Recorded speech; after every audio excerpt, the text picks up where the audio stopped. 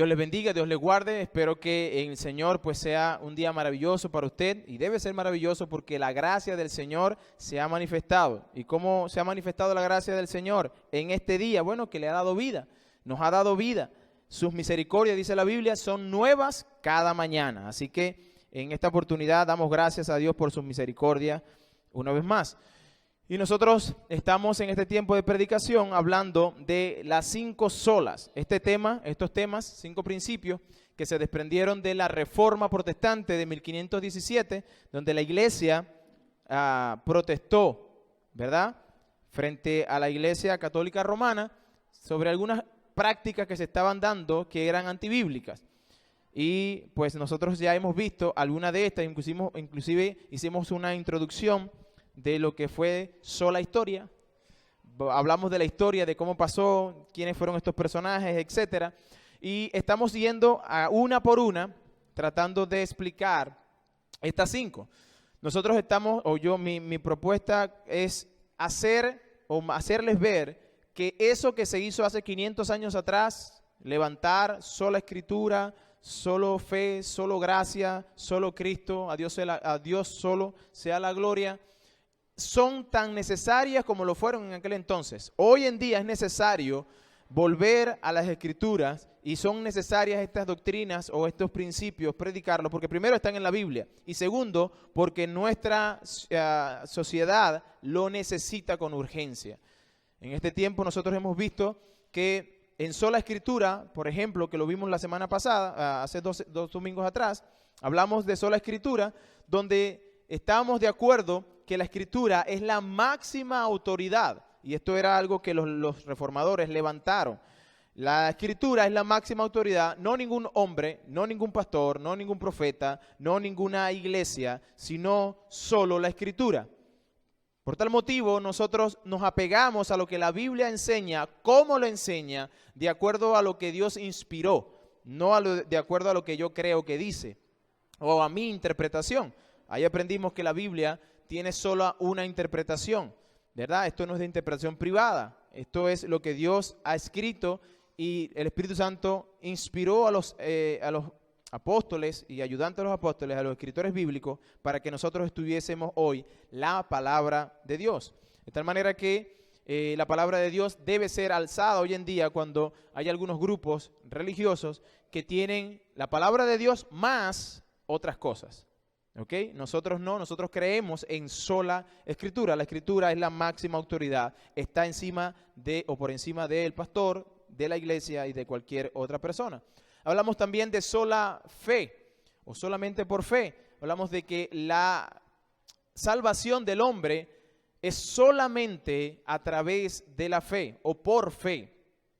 Una fe que no es de nosotros, sino que es don de Dios. Esa fe que tenemos o ponemos en Jesucristo, no por obras. No hay una obra que yo pueda hacer para ganarme el cielo. No, es solo por fe.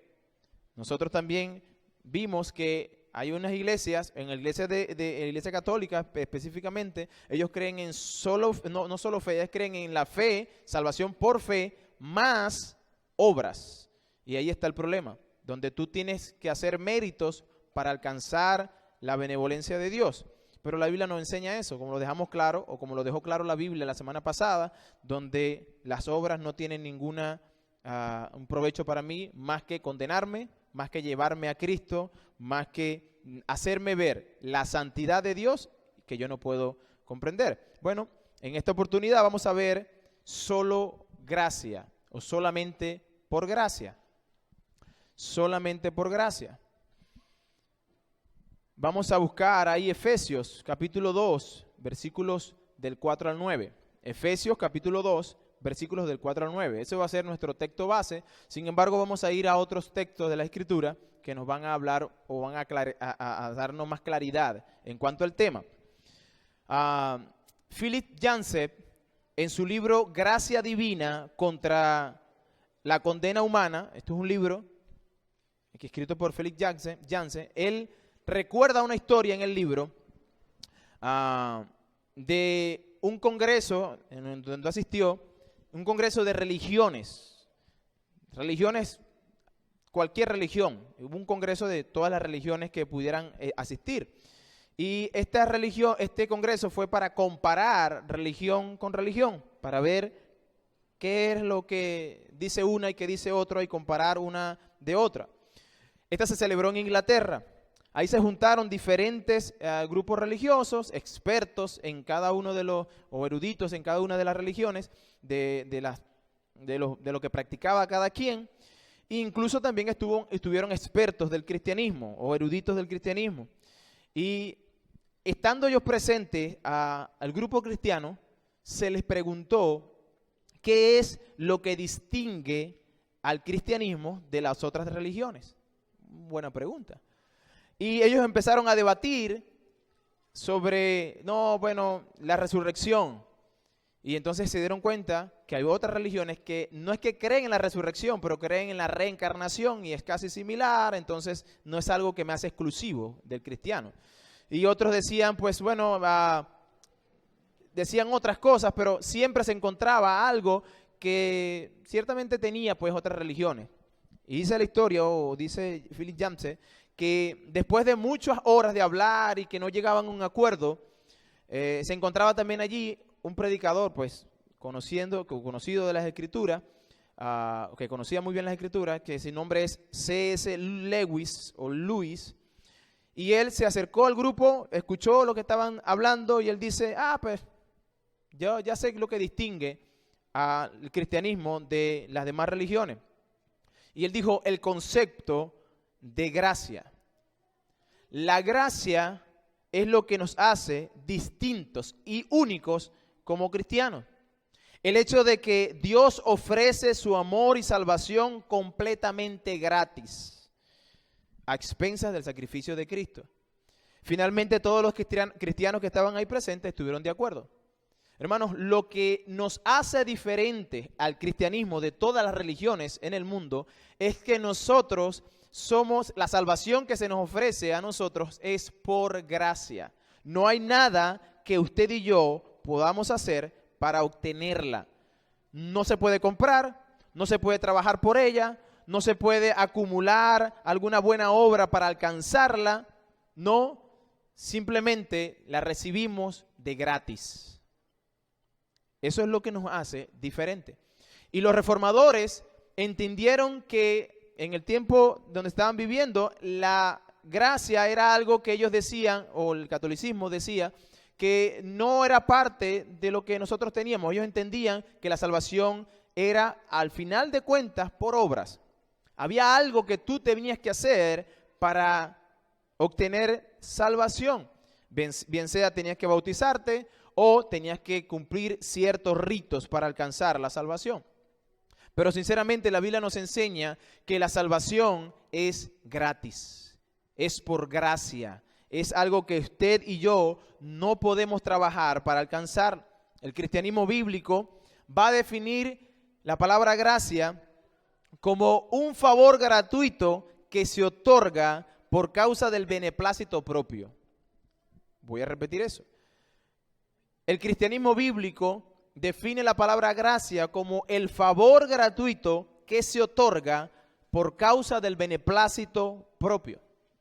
Ahora, si nosotros hacemos un estudio de la palabra gracia, en el Antiguo Testamento nosotros vamos a encontrar recurrentemente dos palabras con esta misma idea de gracia.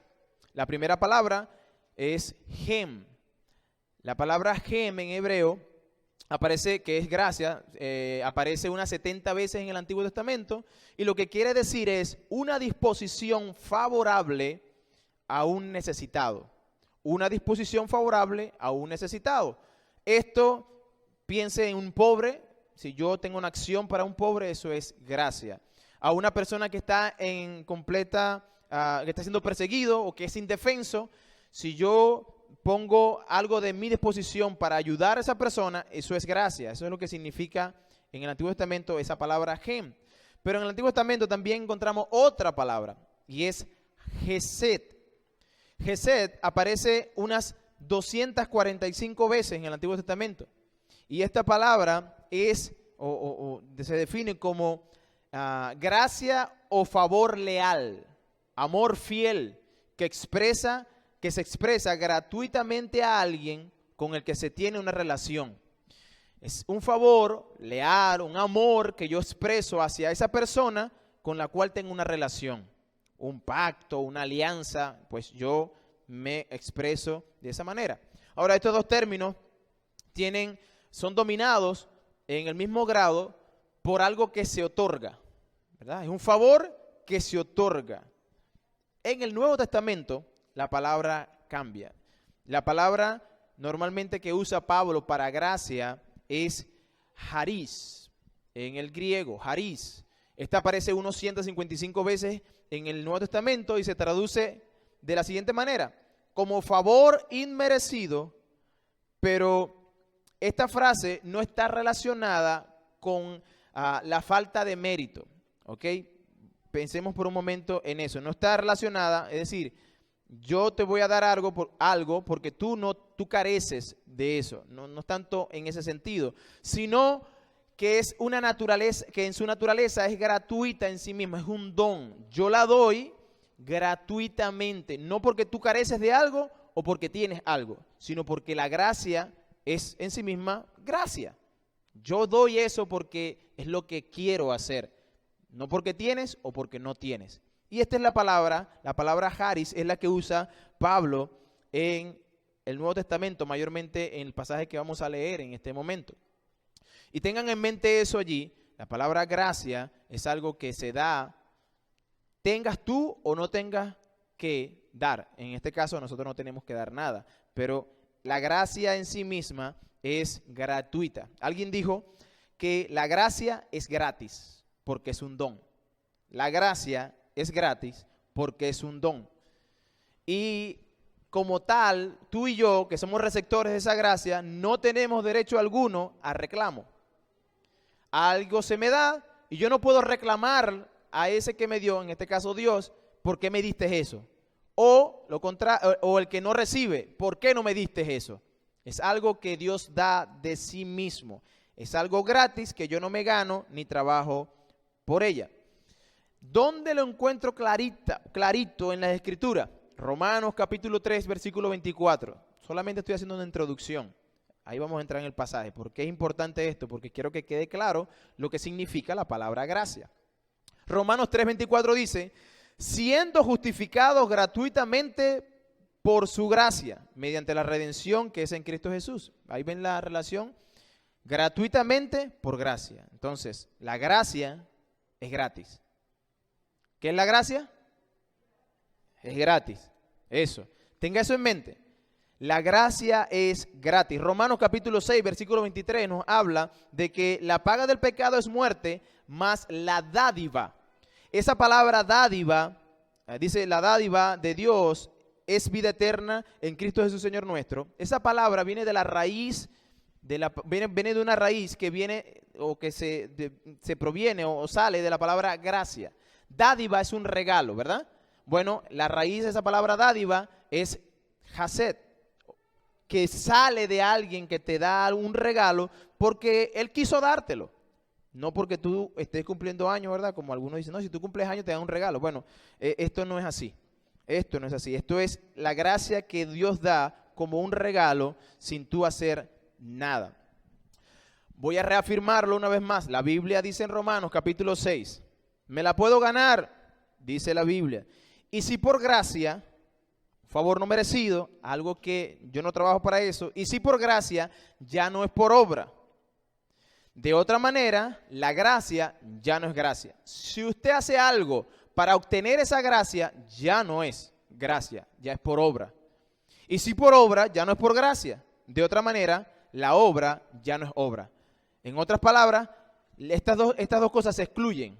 Si es por gracia, no es por obra. Y si es por obra, entonces ya no puede ser por gracia. Eso es Romanos capítulo 11, versículo 6. La gracia es gratis. De todo lo que Dios te da y Dios nos ha dado, inclusive a la humanidad, y vamos a ver eso en un momento, es por su buena voluntad. Es porque Él le nace hacerlo. La gracia es gratis, eso es cierto. Dado por la buena voluntad de Dios al pecador sin tener mérito alguno. Ahora, entramos un poco en materia. ¿por qué? Y vamos a responder algunas preguntas. ¿Por qué es necesario? ¿Por qué necesito yo esa gracia? ¿Por qué Dios tiene que desprenderse de algo de Él sin yo merecerlo, sin yo anhelarlo, sin yo trabajar y Dios me da eso? ¿Por qué? Bueno, vamos a ver lo que la Escritura dice. Primero, en primer lugar, porque Dios define que el hombre es malo. Génesis capítulo 6, versículo 5 dice: y vio Jehová que la maldad de los hombres era mucha en la tierra, y que todo designio de los pensamientos del corazón de ellos era de continuo solamente el mal. Aquí está hablando, poco antes de que Dios creara al hombre, el hombre se pervirtió, Adán pecó y se pervirtió la creación. Estamos hablando de antes del diluvio, y el Señor dice, pues es tanto la maldad del hombre que lo que hay en su corazón es el continuo mal. Y eso fue algo que fue cierto allá, pero sigue siendo cierto hoy. Dios dice que la maldad del hombre o el pensamiento del corazón del hombre es de continuo mal. Pensemos en otros hombres de la Biblia. Isaías, por ejemplo. El profeta Isaías es considerado por muchos y por los habitantes de Israel en ese momento un hombre recto. El hombre quizás más recto, íntegro que había en la sociedad. Un profeta de Dios. Fue un profeta mesiánico. Pero mira lo que dice él cuando tiene un encuentro con la santidad de Dios. Cuando él se encuentra con Dios, él dice de sí mismo: ay de mí, que soy muerto, porque siendo hombre inmundo y habitando en medio del pueblo que tiene labios inmundos, han visto mis ojos al Rey, a Jehová de los ejércitos. Él se considera a sí mismo una persona inmunda, aun y cuando la sociedad entendía que esa era una persona íntegra. Pero no solamente él, sino también la sociedad o el pueblo que estaba en ese momento. Otro profeta, Daniel. Daniel era un varón sin tacha, dice Daniel capítulo 1. Un varón sin tacha.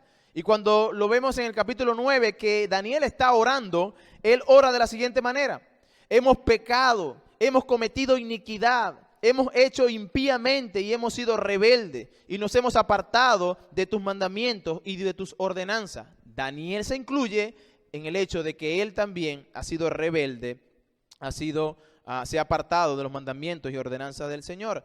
Que habla de Job. Job es un hombre que tenemos que ir recurrentemente a él, porque Job nos presenta realmente el sufrimiento de un hombre que, según Dios, no según nosotros, ahora es según Dios, este era un hombre, varón perfecto, recto, temeroso de Dios y apartado del mal.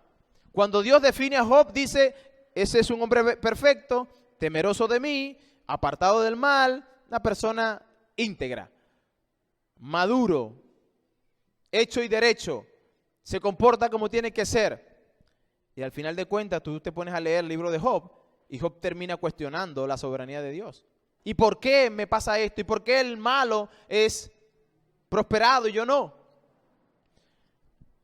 Estos son hombres de Dios que hablan de que su ser pues está corrompido.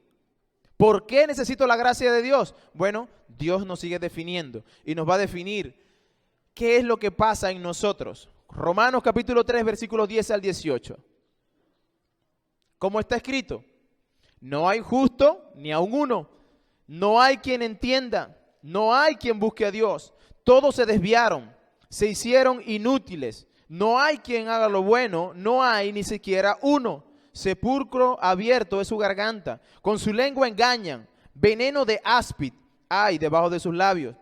Su boca está llena de maldición y de amargura. Sus pies se apresuran para derramar sangre. Quebranto y desventura hay en sus caminos, y no conocieron camino de paz. No hay temor de Dios delante de sus ojos. Wow. Dios dice: no hay uno que sea justo, no hay quien busque a Dios, no hay quien entienda, no hay quien tenga temor de mí, dice Dios. Todo eso somos nosotros. ¿Por qué es necesario la gracia? Bueno, porque todo ser humano, todo hombre mujer, niño, ser viviente está depravado en el pecado. Su mente y su voluntad, sus emociones cayeron. Están en pecado constantemente. Corintios nos dice Pablo en 2 Corintios 4:4 que nuestros ojos están velados, que nosotros no podemos ver claramente la luz del evangelio. Es decir, nosotros no podemos ver la imagen, la gloria de Cristo, o la gloria de Dios en Cristo, porque estamos ciegos en nuestro entendimiento, porque somos incrédulos, porque no creemos. Ezequiel nos dice que tenemos un corazón de piedra.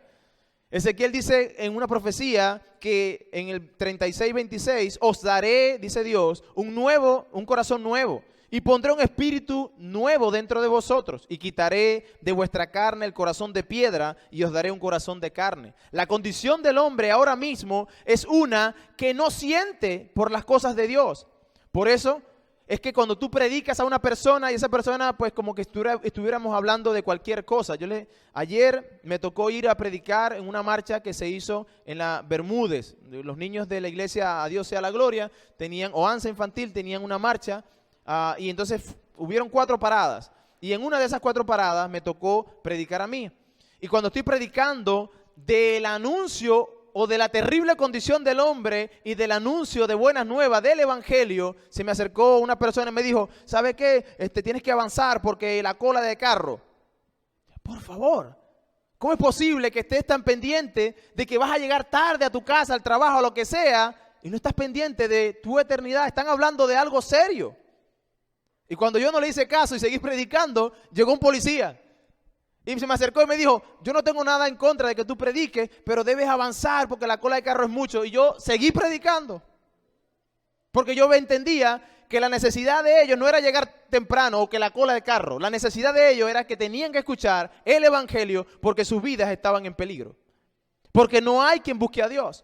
Porque su corazón no late para Dios. Su corazón es una piedra que no puede sentir para las cosas de Dios. Esa es la condición del hombre.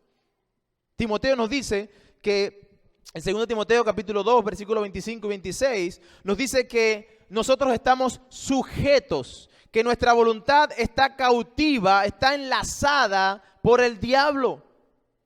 Eso dice. Dice en 2 Corintios 2, 25 y 26, que con mansedumbre corrijan a los que se oponen por si quizás Dios les conceda que se arrepienten para conocer la verdad y escapen del lazo del diablo en el que está cautiva su voluntad, cautiva a voluntad de él. Esa es la condición terrible del hombre. Esa es nuestra condición. ¿Ya ves por qué necesitamos la gracia? No buscamos a Dios. No queremos nada con Dios. Antes nosotros hacemos nuestros propios caminos para llegar a Dios. Efesios, ahora sí. Eso fue introducción. Ahora viene la predicación. Efesios capítulo 2, versículos 4 y 9. Perdón, del 4 hasta el 9. Esa es la condición del hombre. Terrible, una terrible condición. Depravada en su pecado y condenada eternamente. Pero este pasaje es hermoso en sí mismo. Versículo 4 del capítulo 2 de Efesios dice, pero Dios, su condición, mi condición era de pecado terrible, de condenación, del lazo del diablo, de un corazón de piedra, que no buscaba a Dios, que no tenía temor de Él, pero Dios. ¿Dónde está ahí Miguel? ¿Dónde está ahí usted? Usted no está allí. Dice, pero Dios, hay un pero que hace una brecha entre lo que yo era y lo que ahora Dios ha hecho. Pero Dios, que es rico en misericordia, por su gran amor con que nos amó, aún estando nosotros muertos en nuestros delitos y pecados, nos dio vida juntamente con Cristo. Por gracia sois salvos. Y juntamente con Él nos resucitó y asimismo nos hizo sentar en los lugares celestiales con Cristo Jesús, para mostrar en los siglos venideros las abundantes riquezas de su gracia y en su bondad para con nosotros en Cristo Jesús. Porque por gracia sois salvos, por medio de la fe, y esto no de vosotros, pues es don de Dios, no por obra para que nadie se gloríe. Ese pasaje en sí mismo es claro. Eso es clarito. Si tú eres de los que crees que haciendo obras alcanzarás el cielo, mira que este pasaje dice que no es así. Pero si tú tuvieras duda de que la Biblia está diciendo que no es por obra, bueno, Romanos 11:6, que ya lo leímos hace un momento, nos dice, y si por gracia, ya no es obra, ya no es por obra. Y si por obra, entonces ya no es por gracia. Estas dos cosas no pueden ir de la mano. No puedes decir que yo puedo obrar para alcanzar la salvación. No, ciertamente estas dos cosas quedan excluidas. Y hay un ejemplo bíblico que quizás si entendemos lo que quiere decir este pasaje en un sentido, nos va a llenar en un momento de rabia quizás a algunos, pero a otros nos va a llenar de confianza y fe. Y espero que usted sea de los que le llene de confianza y fe. Hay un ejemplo bíblico que nos habla de esa gracia perfecta y que se manifestó en dos personas. Usted conoce la historia de Jacob y Esaú, ¿verdad? Génesis. Usted conoce estos dos hijos de Isaac. Isaac tuvo estos dos gemelos y Dios va a declarar algo de esos niños a su madre. Fíjense lo que dice, y lo voy a leer de Romanos, pero en Génesis también lo pueden encontrar. Pero Romanos capítulo 9, del versículo 9 al 18. Dice de la siguiente manera la palabra del Señor. Porque la palabra de la promesa es esta. Por este tiempo vendré y Sara tendrá un hijo. Y no solo esto, sino que también cuando Rebeca concibió uno de Isaac, nuestro padre, creo que me perdí.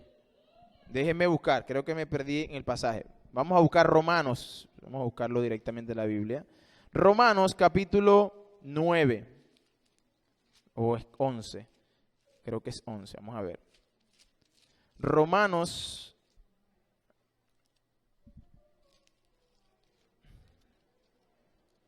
sí, Romanos 9, del 9, ok. Sí, del 9 al 18. Dice así, porque la palabra de la promesa es esta. Por este tiempo vendré y Sara tendrá un hijo. Y no solo esto, sino también cuando Rebeca concibió uno de Isaac, nuestro padre, pues no habían aún nacido, ni habían hecho aún ni bien ni mal, para que el propósito de Dios conforme a la elección permaneciese. No por las obras, sino por el que llama. Se le dijo al mayor, servirá al menor. Como está escrito, a Jacob amé, mas a Esaú aborrecí. ¿Qué pues diremos? ¿Que hay injusticia en Dios? De ninguna manera. Pues a Moisés dice, tendré misericordia del que yo tenga misericordia, y me compadeceré del que yo me compadezca. Así que no depende del que quiere, ni del que corre, sino de Dios que tiene misericordia. Porque la Escritura dice a Faraón, para esto mismo te he levantado, para mostrar en ti mi poder y para que mi nombre sea anunciado por toda la tierra. De manera que de quien quiere tiene misericordia y al que quiere endurecer, endurece. Versículo 18. Esa historia, hermanos, nos está hablando primero de dos hermanos que llegaron de una misma madre, ¿verdad? Y específicamente nos dice que hubo una elección hecha por Dios.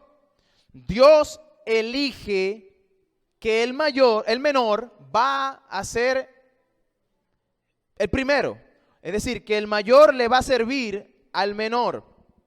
Esta elección se hizo cuando ellos no habían hecho ni nada bueno ni malo. Estaban en el vientre. Dios es quien dice, ellos no habían hecho nada bueno ni malo, pero yo ya he determinado que el mayor servirá al menor. ¿Para qué se hizo esta elección? Para que se cumpliese el propósito de Dios en cuanto a la elección.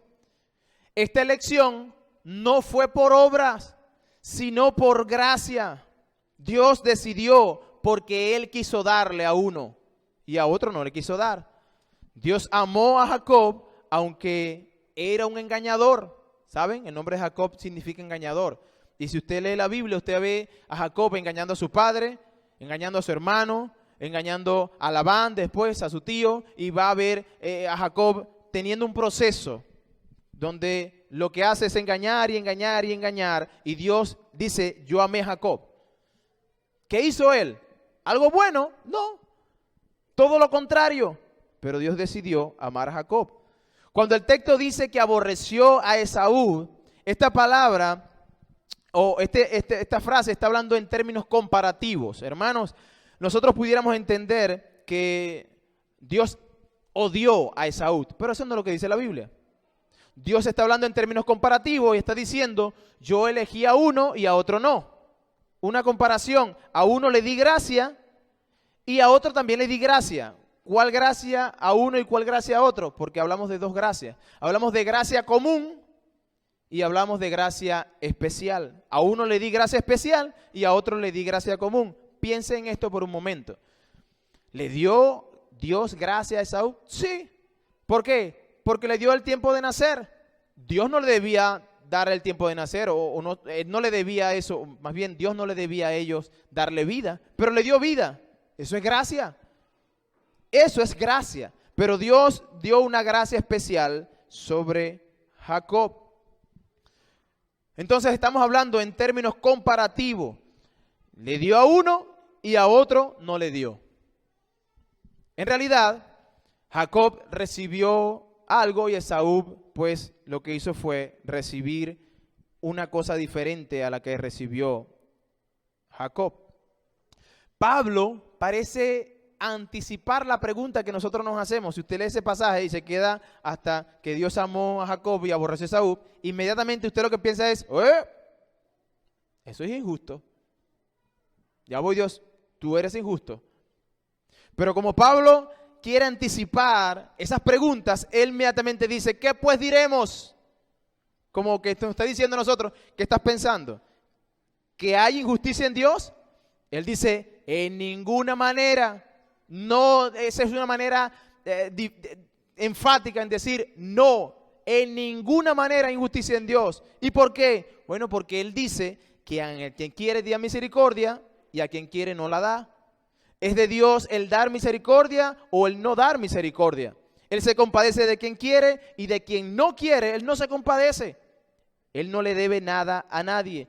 No es porque usted corra más rápido que otro, no, porque no depende de quien corra, sino de Dios quien tiene misericordia. En otras palabras, mis hermanos, estamos hablando de una gracia soberana de Dios. Dios soberanamente ha decidido darnos a unos y a otros simplemente no darnos. Y eso habla de la soberanía de Dios.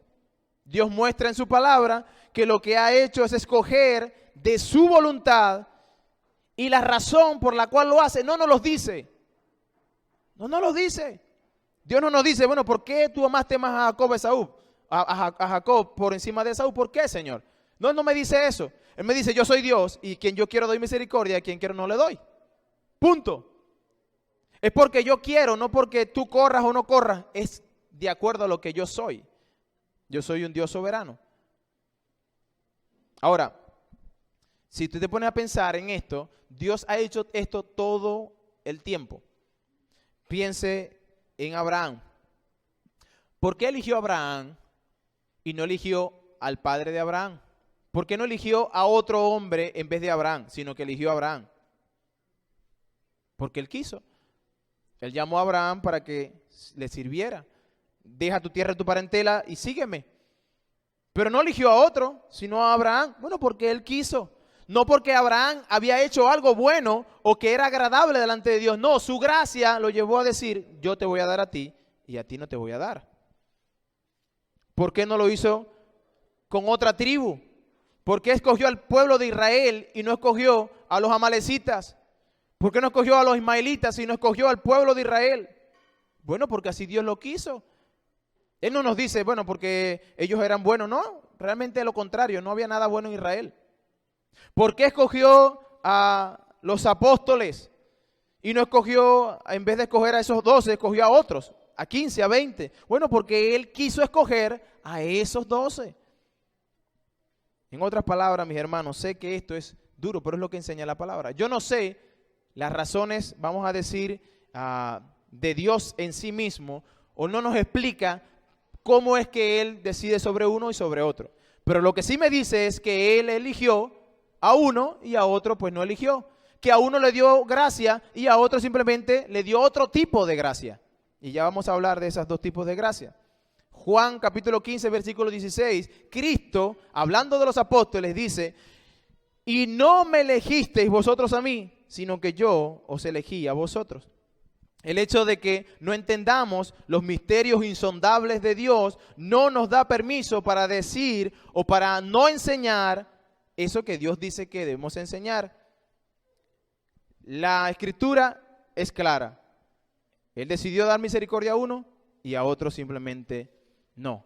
Lo que está claro es que la salvación es por gracia. Somos salvos por gracia, por algo que usted y yo no hemos trabajado. Efesios 2:5 dice: aún estando nosotros muertos en delitos y pecados, nos dio vida juntamente con Cristo. Por gracia soy salvo.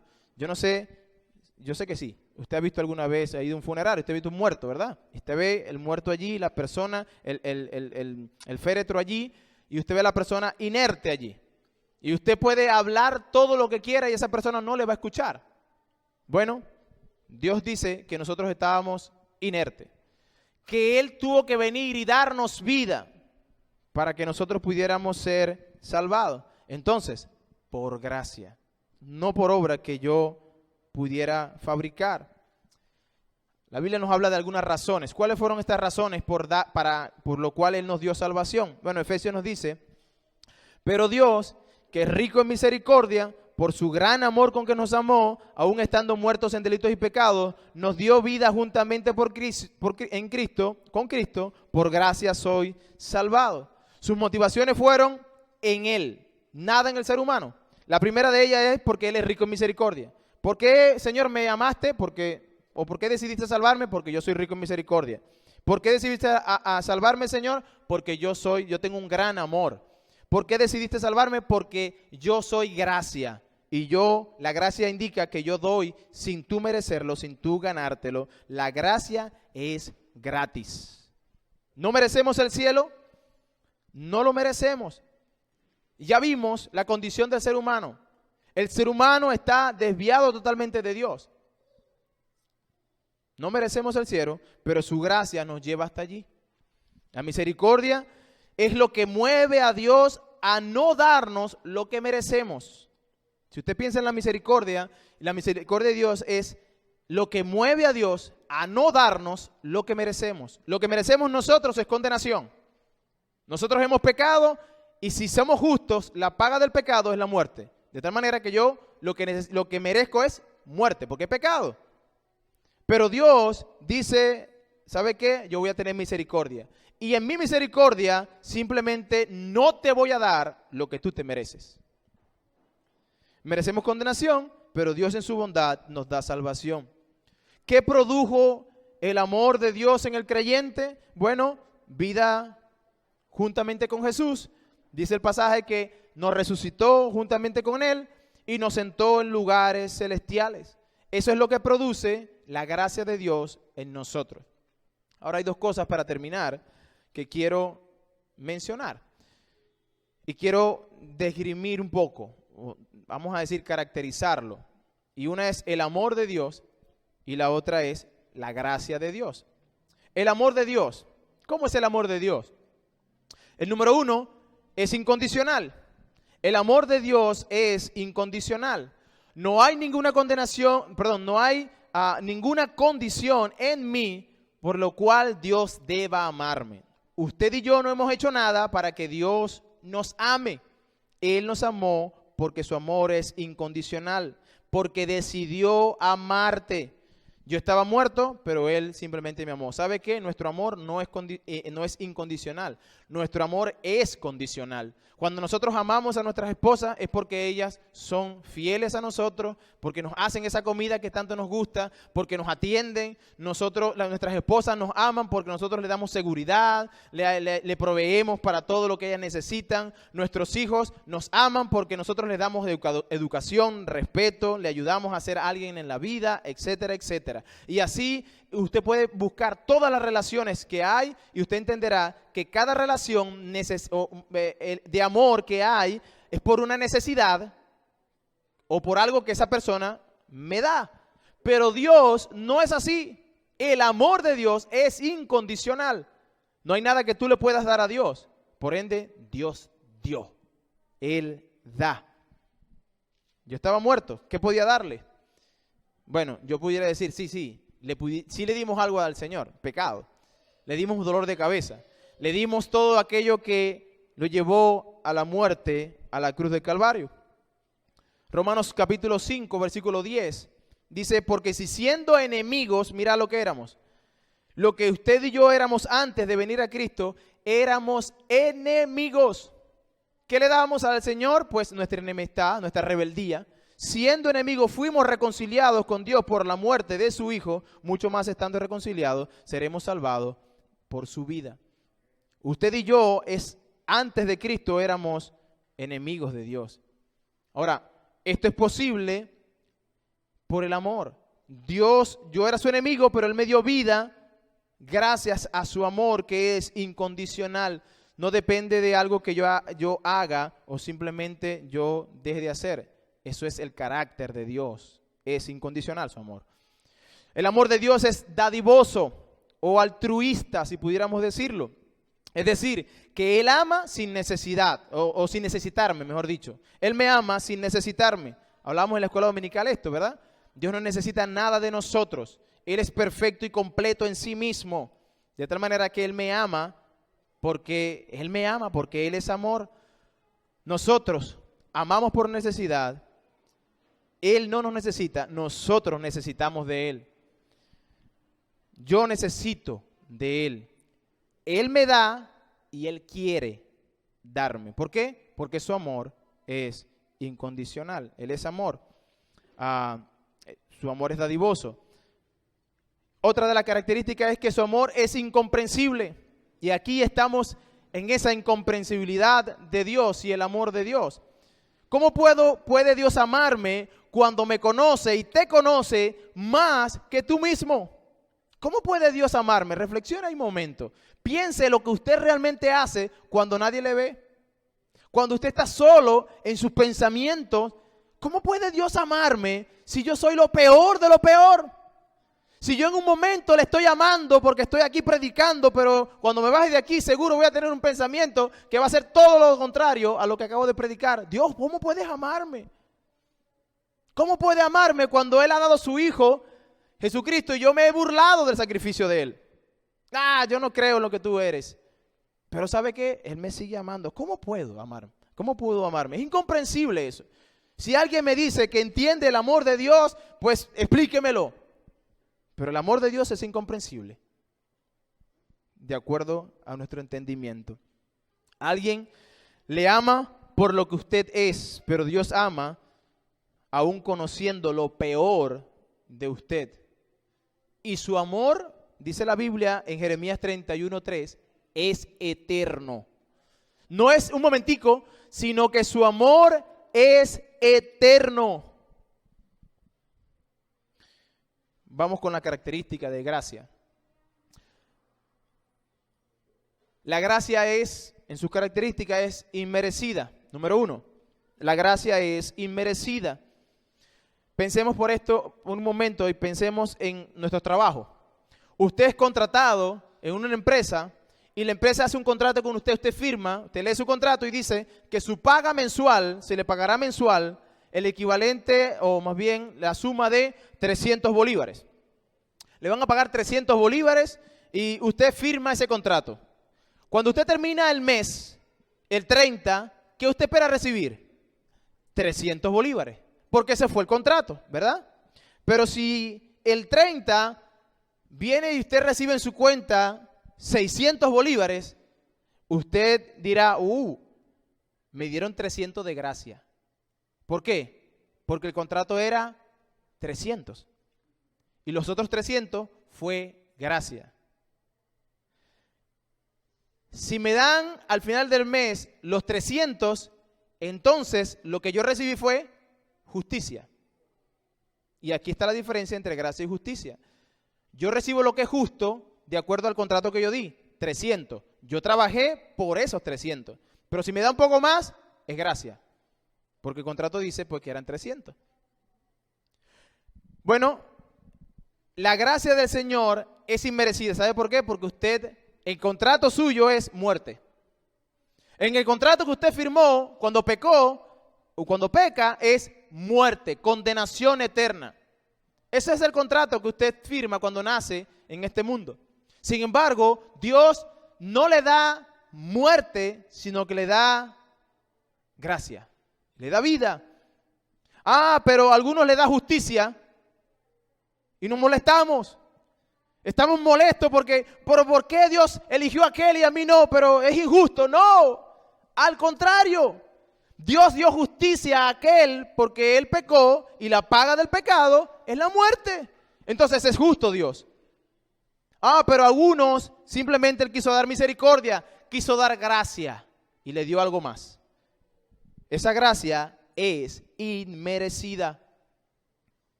No trabajaste por ello. Romanos capítulo 3, 24, un ejemplo allí, dice, siendo justificados gratuitamente por su gracia, mediante la redención que es en Cristo Jesús, gratuitamente, no hice nada. Romanos 4, versículos 3 y 4. Porque, ¿qué dice la Escritura? Creyó Abraham a Dios y le fue contado por justicia. Pero el que obra, no se le cuenta el salario como gracia, sino como deuda. Si tú trabajaste, al final del mes te pagan, eso no fue como que, el jefe fue muy bueno conmigo. No, eso es justicia. Eso es lo que dice el contrato, usted tiene que pagarme eso, yo no te debo nada. Eso exactamente es, pero dice el versículo 4, pero el que obra, ya no se le cuenta el salario, pero el que no obra, no se le cuenta el salario como gracia, sino como deuda. En otras palabras, mis hermanos, la Biblia nos enseña que la salvación no hay nada que yo pueda hacer para obtenerla. Nada que yo pueda hacer para obtenerla. Romanos 11, 4 hasta el 6. Pero ¿qué dice la dádiva, la respuesta divina? Me he reservado 7,000 hombres que no han doblado rodillas delante de Baal. Así también, aún en este tiempo, ha quedado un remanente escogido por gracia. Y si por gracia, ya no por obras. De otra manera, la gracia ya no es gracia. Y si por obra, ya no es por gracia. De otra manera, la obra ya no es... De otra manera, la obra ya no es por gracia. Ahí creo que me confundí. No es por obra, eso, ahí va. No hemos hecho nada entonces nosotros, usted y yo, para merecer la gracia. La gracia de Dios es inmerecida, es algo que es gratis. Está disponible en Dios, Él la da. Él nos envió a su Hijo para darnos su gracia. Ahora, toda la humanidad recibe de la gracia de Dios. Toda la humanidad recibe la gracia de Dios. Y en esto conocemos que la gracia de Dios es común y especial. Por ejemplo, una persona que no cree en Dios también recibe la gracia de Dios. Mira lo que dice Mateo capítulo 5, versículo 45. Para que seáis hijos de vuestro Padre que está en los cielos, que hace salir el sol sobre malos y sobre buenos, y que hace llover sobre justos e injustos. Dios da lluvia no solamente para los cristianos, para que sus sembradíos pues crezcan. No, Él hace caer la lluvia sobre todos. Eso es gracia común. Dios le dio gracia. Pero el hombre no reconoce que fue Dios. ¿Sabe qué hace el hombre? Mis graneros están llenos. Eso es por mi esfuerzo. No se acuerda que fue Dios que se lo dio. Incluso se levanta un día en la mañana y se levanta y cree que él tiene vida en sí mismo. Y él dice, yo voy a hacer lo que me da la gana, que Dios no me importa nada. Y cree que la vida que tiene es por él mismo que se la ha fabricado. Pero la Biblia dice que en Dios está la vida y Él es la luz de los hombres. Él es la vida de la humanidad. De tal manera que Dios ha dado vida a la humanidad. De manera común ha dado a todos, pero se ha manifestado también de una manera especial sobre otros. Mira lo que dice Lucas capítulo 4, versículos 25 al 27. Y en verdad os digo que muchas viudas habían en Israel en los días de Elías, cuando el cielo fue cerrado por 3 años y 6 meses, y hubo una gran hambre en toda la tierra, pero en ninguna de ellas fue enviada Elías, sino a una mujer viuda de Sarepta de Sidón. Y muchos leprosos habían en Israel en el tiempo del profeta Eliseo, pero ninguno de ellos fue limpiado, sino a Naamán el sirio. ¿Qué está diciendo el Señor allí? Bueno, que hubo una gracia especial. En el día de Elías, el cielo se cerró, dijo Dios, no va a llover, y no llovió. Pero Dios envió la provisión, no para los hijos de Israel, sino lo envió para una mujer que estaba por allá, por una gentil, por Sidón. Dios dio gracia especial sobre esa mujer, no sobre Israel. Y luego en el tiempo de Elías, había muchos leprosos también. Pero ¿qué dice la Escritura? Que Dios sanó a un sirio, a uno que era de otro pueblo, de otra nación, con otros ídolos, que adoraban otros ídolos. Y Naamán vino a Eliseo, y Eliseo Dios hizo la obra a través de Eliseo para que Naamán fuese salvo. Esto lo que indica es una gracia de Dios soberana. Le quiso dar a unos y a otros no le quiso dar. Punto. La gracia soberana de Dios. Nosotros lo podemos contemplar. Y muchas de estas cosas, mis hermanos, yo les confieso, yo estuve luchando con entender la gracia soberana de Dios por mucho tiempo. Y fue mucho tiempo ir a la Biblia y entender, Señor, pero ¿por qué? Creo que eres injusto. ¿Por qué haces eso y esto no? Y no lo entendía. ¿Y sabe qué? No lo entiendo. Y entendí por qué no lo entiendo. Le entendí que Dios es Dios. Y Él no tiene que darme respuesta a mí. No tiene que darme a mí ninguna explicación de nada. Él es Dios y hace como Él quiere. Y me dice a mí, di lo que yo he dicho. Listo. Si eso es lo que Él ha dicho, ¿qué podemos hacer? Es lo que Dios ha dicho. ¿Nos puede enojar? Sí. Y ciertamente en el tiempo de Cristo esto causó mucho enojo. Cuando Cristo estaba diciendo estas palabras, lo estaba diciendo en la sinagoga de los judíos. Imagínense usted lo que pasó allí. Bueno, vamos a leerlo mejor. Lucas capítulo 4, seguimos ahí. El versículo 28 y 29. Dice, al oír estas cosas, todos los que estaban en la sinagoga, todos en la sinagoga se llenaron de ira. Todos se molestaron. ¡Ah! ¿Cómo osas decir eso? Y levantándose, le echaron fuera de la ciudad y le llevaron hasta la cumbre del monte sobre el cual estaba edificada la ciudad de ellos para despeñarle. El pueblo entendió lo que Cristo estaba diciéndole. Ustedes son judíos, sí, y Dios se ha revelado a ustedes, pero Dios es soberano y da gracia como Él quiere. Él les dio a las viudas de Sarepta y a ustedes no les dio. Él les dio a los sirios, pero a ustedes no les dio. Y eso molestó mucho a la gente como nos molesta hoy en día a nosotros. Su gracia soberana se manifiesta al ser humano. Se manifiesta al ser humano. Más bien muestra el orgullo que hay en el corazón del ser humano. Cuando nosotros hablamos de gracia que es gratis, que Dios ofrece, el hombre dice, no lo entiendo y no lo quiero creer, no lo creo, yo voy a crear mi propia religión y yo voy a creer esto. ¿Y sabe qué hace el hombre? Hizo su propia religión y cree lo que le da la gana creer. Y al final de cuentas se cree en su propio conocimiento de que realmente va a alcanzar a Dios. Pero dice la Biblia que no hay otro camino para ir al cielo si no es a través de Jesucristo. Punto. Podrás hacer tu propia religión, podrás vivir en gnosticismo, podrás vivir en la lejanía de Dios. ¿Sabe qué? En algún momento vamos a enfrentar a ese Dios. Y vamos a decirle, Señor, pero es que era incomprensible. Y Dios te va a decir, pero ¿sabe qué? Era por gracia. Tú lo que tenías que hacer era escuchar lo que la Biblia decía o lo que yo dije en mi palabra y simplemente hacer lo que yo dije. Era por gracia. Pero tú quisiste en tu orgullo querer ganarte la salvación. Y eso te trae ahora a una condenación eterna. Concluyo. Dios crea al hombre para tener una relación estrecha con Él. Pero el hombre pecó. Dios el Padre envía a su Hijo Jesucristo para dejarnos ese camino a través del cual nosotros podremos llegar a la salvación. El hombre rechaza la gracia gratis y ha tratado de fabricar sus propios caminos, donde ellos pueden sentirse que pueden colaborar con la salvación. Su pecado devastó su condición moral a tal punto que ellos ahora fabrican un Dios. Esa es la terrible noticia, la buena noticia. Pero Dios, que es rico en misericordia, nos ha hecho suyos y nos ha dado gracia y salvación solo por su gracia soberana. Amigo que me escucha, y posiblemente usted esté aquí diciendo, pero no entiendo y no quiero entender, no sé, usted lo sabe.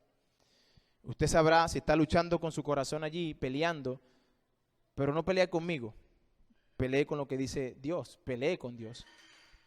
La Biblia es clara y dice que la salvación es únicamente por gracia.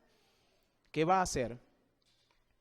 Usted dirá, hermano, yo he venido a la iglesia desde chiquito, yo conozco al Señor, yo leo mi Biblia, yo oro, yo voy a la iglesia, yo participo en todas las cosas. Yo me debo ganar algo en el cielo. ¿Sabe qué? No. La Biblia dice que no es por obra. Y que en aquel momento, dice Mateo capítulo 7, estarán muchos que se enfrentarán a él y dicen, Señor, en tu nombre hicimos milagros, en tu nombre echamos fuera demonios, en tu nombre y en tu nombre y en tu nombre. ¿Y qué dice Cristo? Apartados de mí, no los conozco. Pero pues, Señor, ya voy, yo era el pastor. ¿Te acuerdas que yo era el pastor que enseñaba en la iglesia? No te conozco, apártate. Wow. De lo que estamos hablando aquí es algo serio. Porque estamos hablando de su eternidad. ¿Qué va a pasar?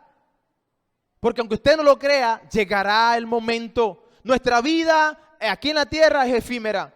Es como un vapor, dice Santiago, que aparece por un poco de tiempo y luego se desvanece. Nuestra vida es como la flor del campo que crece un día y al otro día se seca. Y es cortada y tirada al fuego.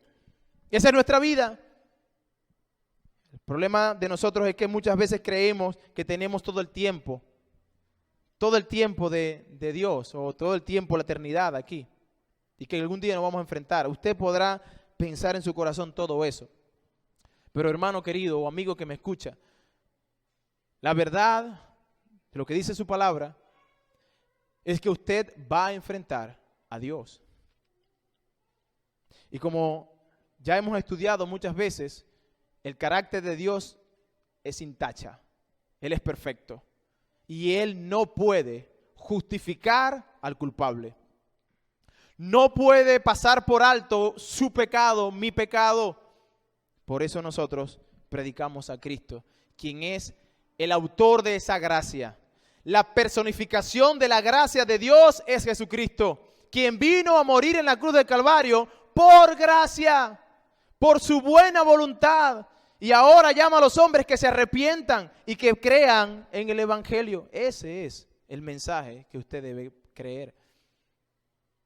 Simple, pero complejo. Sencillo, pero profundo. Entender el amor de Dios. Es por gracia, para que no sea por obra. Es en Cristo y en ningún otro, porque solo en Cristo hay salvación. Reflexione sobre eso, y si usted llega a algún momento de su vida, usted que no ha creído o no cree en Cristo, que cree que su salvación es por obra, si usted reflexiona sobre lo que hemos dicho y en algún momento entiende que necesita arrepentirse, pues entonces debe hacerlo. La Biblia dice que un corazón contrito y humillado, Dios no desprecia. Dios no lo desprecia. De esa manera es como debemos llegar a Dios. Dios es un ser íntimo y en la intimidad Él puede escucharle. Está en todo lugar, en todo lugar. Si usted escuchó su voz hoy, no endurezca su corazón. Venga en arrepentimiento y fe.